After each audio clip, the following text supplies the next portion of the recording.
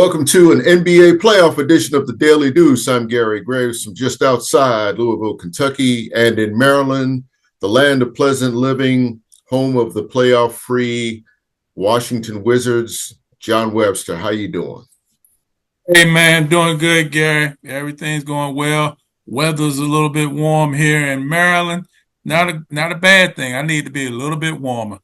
We got to get a little bit closer to 95 and 100, and then I will be happy as I could be.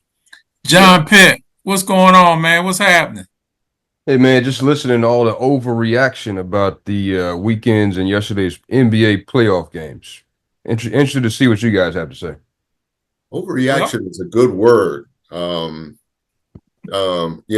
Especially to the 51-point blowout that I think, John, we probably need to lead off with. What do you think? you know, always a good place to start. OKC opened up the playoffs against Memphis. I think the final score was 131-80, if I'm not mistaken. Yeah, That's one of those. Gary, I'm going to turn it over to you, let you talk about it. I'll just say that's one of those. Happens to anybody, anytime. You throw away the tape and you come back for another day. John, I couldn't say it any better. I mean, in baseball, the equivalent of that from what I saw over the weekend was the Cincinnati Reds beating your Baltimore Orioles 24-2. You just have days like that. And I guess if you're the Memphis Grizzlies, you're just coming off of a play-in victory.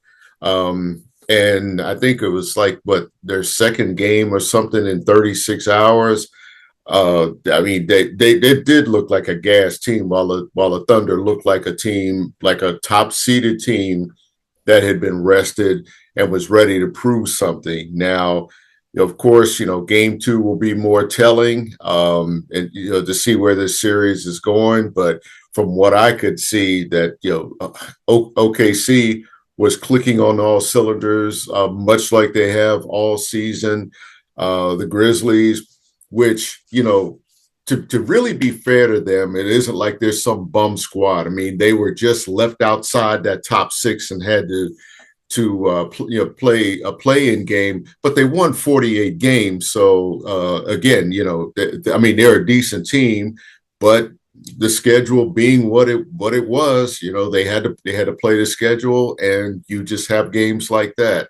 And of course, like you said, John, you play another day, and don't be surprised if you might have an upset or two, because I think that's what happens after a lot of these these lopsided games that we have. Teams find a way to make a correction in game two, and I'll just say we saw that with the Detroit Pistons against the Knicks. And I mean, the Knicks looked like they were down and out in game one. I mean, they were down by double digits, and then they just slowly clawed back into it. Next thing you know, they've got a double-digit lead, and they went going away. Detroit comes back 2 days later, evens the series, and again, I think that series is pretty much going the way that I expected. It's going to be a slobber knocker, a dog fight, a rock fight, if you will, because I tell you, Detroit reminds me a whole lot of the Bad Boys. That is one of the most physically intimidating teams I have seen in a long time, especially in this NBA, where you don't see that kind of defense. You don't see that kind of physicality that they've displayed. Yeah, I think both teams are very physical. The Knicks, they remind you of the Oakley, Anthony Mason, Pat Ewing teams with John Starks. They are very physical. Yeah. Uh, Detroit, Cunningham played a great game to tie the series up. Very good player. Malik Beasley is tough. Jalen Duran, they need to get production out of him. He's their main aircraft carrier. Mm-hmm. Be an interesting series. They're going to Detroit. I think this is a series that's going to be 7 games, Gary. I Oh, think it's I just agree. going to go back and forth, back and forth, back and forth. It's not if you're not. I'll say if you are not invested in basketball or basketball purists, may be hard for you to watch. This is going to be a very defensive minded, intensity filled series. Yeah. Let me Yeah. go back to OKC and Memphis for a second. Um, I do agree you throw that out. Thing also you have to keep in mind with Memphis, you brought it up. Uh, the coach Taylor Jenkins no longer there. They switched their coach. They've won 48 games. They were even when they let Jenkins go, they were what 15, 16, 17 games above 500 at the Yeah. time. And I by no means do I think the next game will be another 51-point blowout. But what I will say, yeah, keep in mind Ja Morant is playing on a injured foot. He had to have it injected when they played against who was that they played against Dallas. Yeah. And he said himself in the interview, didn't have any feeling in the foot. So gotta be careful with that, with injections in your feet. That you want to play. I give him all the credit in the world. He showed up and he played. And he plays hard every game, but you got to be careful with these injections in your feet and the damage, any injection, and the damage that you can do. So I think I think that series is probably over in 5. I say Memphis may win 1. They won't win 2, and they definitely won't win 3. So Yeah. I think it'll be OKC in 5 on that one. New York and Detroit, 7-game series. Not really sure who's going to win that slobber knocker. Um, what do you think about Milwaukee and Indiana? That's an intriguing series because I guess for game two, a lot depends on if they can if the Bucks can get Damian Lillard back, healthy. I mean, I think if they do, they can be more competitive. Thing about the Pacers, as I watched them down the stretch, especially when some really close games uh, that just seem to be out of reach. They're a team I think is really finding that has found, I'd say, their resolve late in the season, and they're probably playing their best basketball, of course, at the right time of season, which of course is the most important thing. And I see them. I could see them going up 2-0, and then in a week I could see the series being tied at 4 games, and it then becomes a best of 3 series because the Bucks are not done by any stretch. It's just I think with all the changes that they have had to make because of injuries and some deals that again they've struggled to find their identity and. Giannis is he still is one of the top 5 players in the league, but he's had more off games than I would have expected at this point. And I don't know how much of that again is how much they depend on Lillard and to provide kind of that offset for him. But again, the playoffs being the playoffs and familiarity breeding contempt. I mean, these teams, in these conferences right now face each other so much that it seems almost like a carryover from the regular season, especially with the Thunder and the Grizzlies, for example. I think they swept that series 4-0 and, just beat the brakes off of them in game 1. But Indiana and the Bucks, that's one of those series that I could see, going 6 games. I don't think it's going to go 7 because the Pacers, I think, have just a little bit more youth and scoring on their side than the Bucks right now. I mean, let's just be honest. You're talking about, a 30-something-year-old Damian Lillard who's basically at at his last stand, his last chance to really, win a championship. Giannis is still Giannis, but again, he's getting up there too, and teams have figured out how to play him. So again, my prediction on that is probably Pacers in 6. I agree with you, Gary. I see Pacers in 6. Lillard is supposed to come back this game. If not, then if not this game, the next game. But I don't think he will be enough to get them over the top. Quickly, let's knock out two more games in the East, and we'll move to the West. Cleveland, Miami, Boston, Orlando. What do you think? Cleveland, much like the regular season, I'll say the same thing about them as I said about OKC, a team that has just been lights out all season. They have beat back a number of challenges from the best, and I think they take care of the Heat in 5 games. Celtics, I'd say they'll probably take care of the Magic in 5 games as well. All right. Let's move on to the West. That's going to be fun to talk about. Let's talk about first Minnesota and the Lakers. What happens in game 2? Woo. Well, what better happen for the Lakers is that they got to win at home. They've got to really slow down a Timberwolves team that what we saw in game 1 was a lot more balanced than they've been given credit for. I mean, you're talking about that cluster of teams, John, that top 6, all of them won somewhere between 48 and 54 games. And, the Lakers, I mean, I'm trying to, I can't, all of a sudden I can't remember how many games the Lakers won, but the Lakers really weren't that far from falling, down in the pack. So that just shows you how even it is.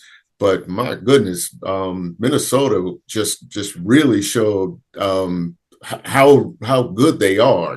Just really how balanced they are and how well they really play defense. You could say whatever about Luka and that collision and whether he was at full strength, but you go on the road and you basically control the tempo for pretty much the whole game. That says a lot about your team on both ends. And it might be one game, but they've got the Lakers on their heels right now because the Lakers face a must-win situation to keep this from being snatched away from them. Yeah, they have to do something tonight, or if they don't, the Lakers lose. I could see possibly them getting swept. But hey, we just go for one game right now, and then we go from there. Denver and the Clippers. Clippers and Denver. That's going to be a fun series. And, John, when we talk about just like in the NCAA, when you talk about, like say an 8-9 matchup, in this case, a 4-5 matchup that, you could throw a blanket over both of those teams. There's not too much of a difference, except for the fact that the Clippers showed something last night. I'll say they showed that several guys still have something left in the tank. I mean, what we've seen from Harden and Kawhi Leonard, I think was really, really impressive in that game, especially Harden. I mean, he passed up outside shots to go inside and get those little short intermediate shots. He passed the ball well. He looked like a point guard, which I always thought was one of his most underrated talents.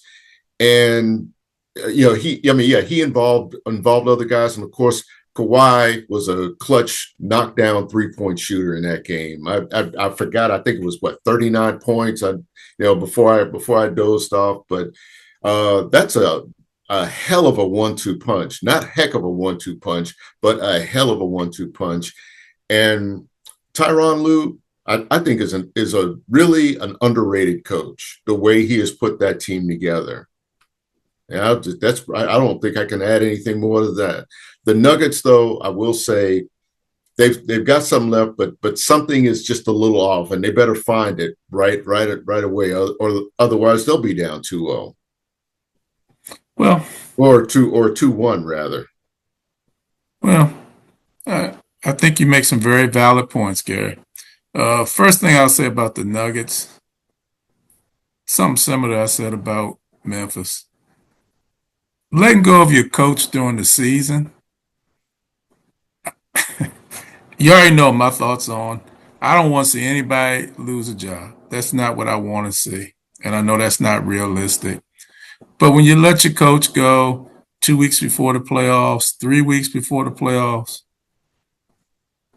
to me, sometimes that shows uh, a sense of stress on your part, nervousness.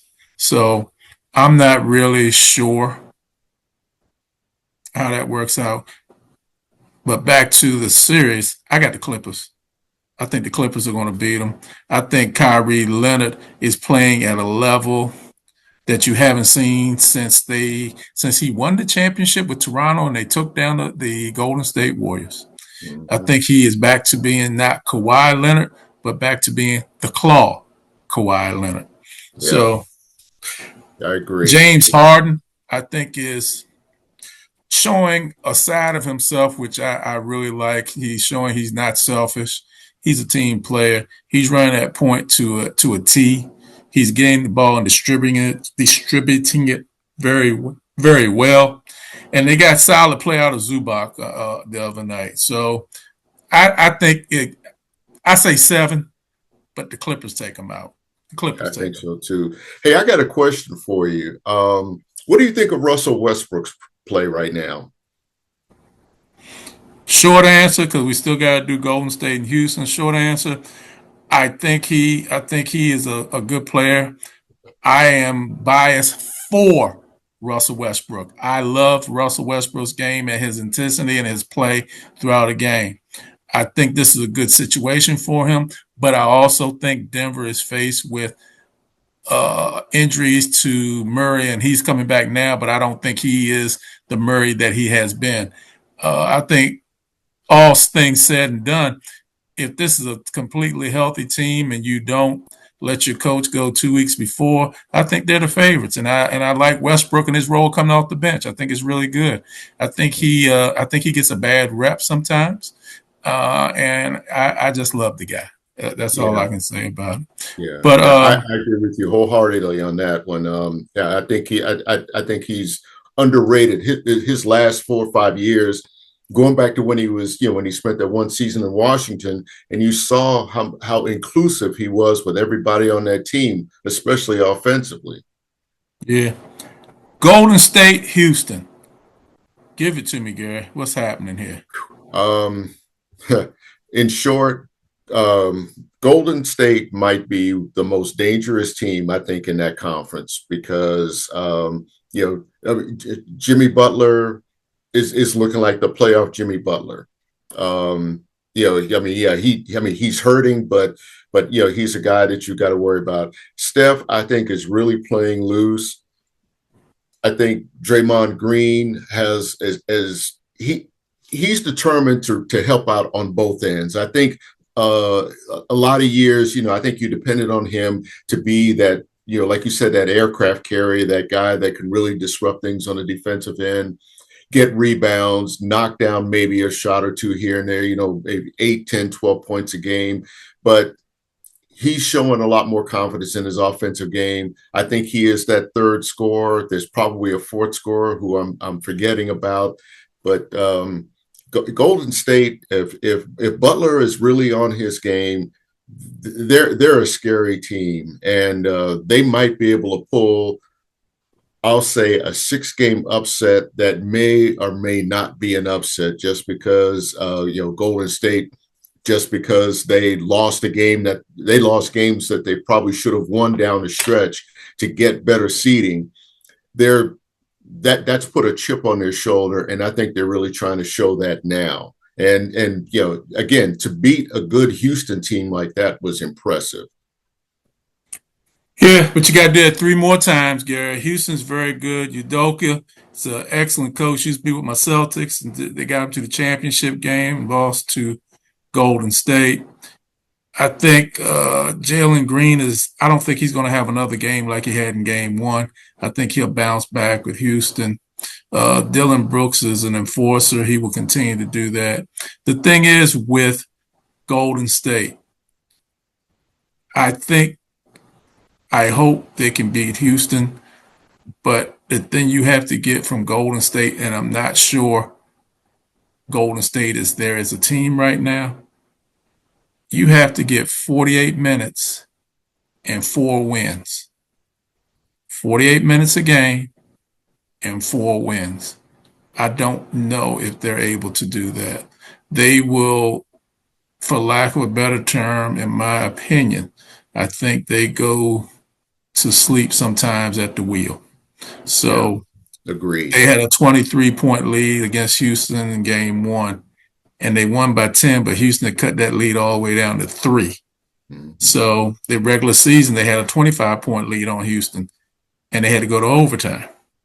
So I think this Golden State team can go a little ways if they get past Houston. I think they're dangerous. I think Jimmy Butler is the complete opposite player than Steph Curry, and he is absolutely the perfect complement to Steph Curry. Steph Curry is going to do his thing, cutting to the basket, running, shooting, cutting basket again. But having Jimmy Butler on the court with his mid-range game opens the court up even more for guess who? Jimmy Butler. And Steph Curry also opens the court up for, Jimmy Butler is opening the court up for Steph Curry, and Steph Curry is able to open up the court for Jimmy Butler. So that they are a perfect combination, in my opinion. I think they play very well together. Speaking of combinations, let's segue into something that's happening this week. What's going to be the perfect combination for this NFL draft, Gary? Is there going to be a combination of a rookie quarterback named Shedeur Sanders maybe going to Cleveland or the Giants? Or maybe is there going to be a combination where Aaron Rodgers ends up in Pittsburgh? Or is it going to be a combination where Kirk Cousins ends up in Minnesota? Those are trades, but tell me about the draft, Gary. I'm sorry, I got a little carried. Just tell me, what do you think about the draft? I know I put a lot out there, and I'm hoping Shedeur Sanders goes to a good team. I hope he's picked by a team he can go in and help, and I'll leave it there and let you go ahead and speak. I think for anybody for like say the top 4 players in the draft, but I'll just start with Travis Hunter.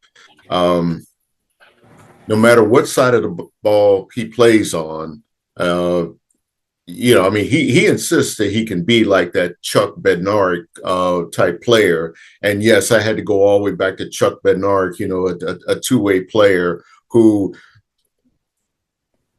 for my money, I still think about him like, what was it, standing over, what was it, Y.A. Tittle, was it Frank Gifford? I'm trying to remember which one. But I think in the NFL championship game, he knocked out Frank Gifford. Frank Gifford, yeah, completely knocked him out. Yeah, completely knocked him out. I don't want to say knocked him out to TV, but that he's one of the nastiest players. When I say nasty, that I think he was one player that made Jim Brown kind of think about things, which is saying something. But for Travis Hunter, obviously, I think he'll go number 1 overall. It depends on what, if the team drafting him, you better make it clear whether you want him to be a defender or play on offense. I don't think he's going to be able to do it. He's capable of doing it. We saw that, with Dion, dabbling, as a receiver, as well as, being a defensive back and, kick returner. But the team that drafts him has got to decide, if you're going to take him number 1 overall, you got to tell him to pick one side of the ball to focus on and see how that works, and then maybe branch out to to the other side. Personally, I think he can really be a difference maker on defense, and that's where gosh, I'm trying to remember who has the number one pick now. In fact, I'm drawing a blank, but if he goes number one, yeah, I think he's got to be a defender. He could be a good receiver. He can, he could be. Isn't Tennessee the number one pick? Doesn't Tennessee have the thank you. Yeah. And they need a quarterback too.